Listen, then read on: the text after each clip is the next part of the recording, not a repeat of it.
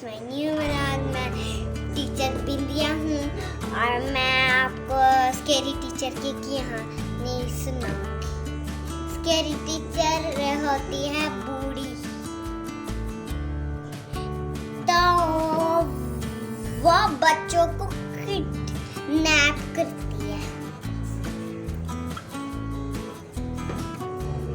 और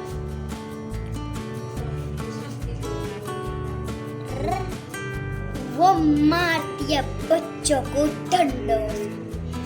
वो बहुत चिढ़ती है बच्चों से और वो इतना बड़ा उसका हाउस है और मेरा हाउस उसके जैसे है।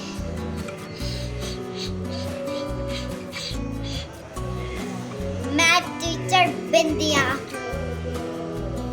मैंने स्केरी टीचर की पूरी